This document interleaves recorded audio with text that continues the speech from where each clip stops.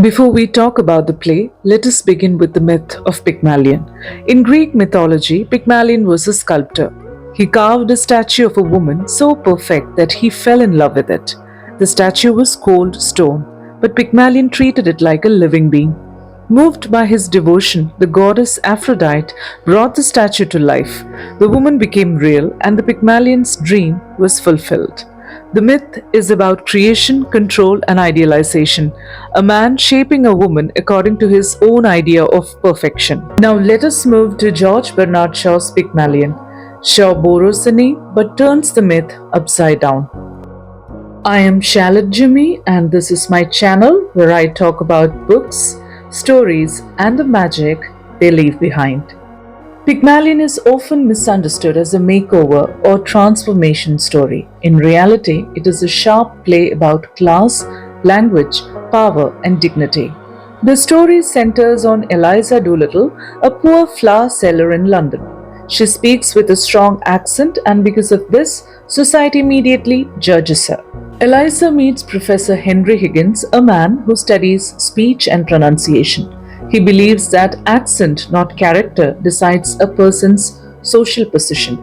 He boldly claims that by changing the way someone speaks, he can change their place in society. This idea becomes the foundation of the play. Eliza agrees to take part not for glamour or attention, but because she wants a chance at a better life. What makes Pygmalion powerful is not what happens next, but what the play questions. As Eliza's speech changes, the audience is forced to notice something uncomfortable.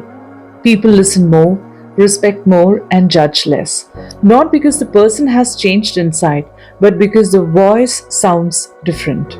Shaw uses this situation to expose how class prejudice works. But unlike the myth, Eliza is not a lifeless statue.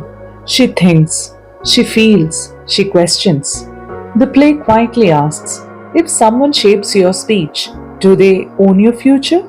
If you change the way you talk, does your value truly change? Pygmalion makes one thing clear. Education without respect is incomplete. Shaw also challenges the idea of the creator. In the myth, the woman comes alive only because a man wishes it. In the play, Shaw asks whether a woman needs permission at all to become herself. That is why Pygmalion feels surprisingly modern. It speaks about identity, agency, and self respect, especially in a world that still judges people by accent, language, and background.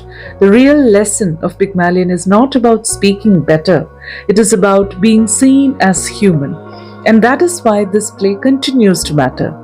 Not as a love story, not as a makeover tale, but as a powerful social critique that still speaks to us today.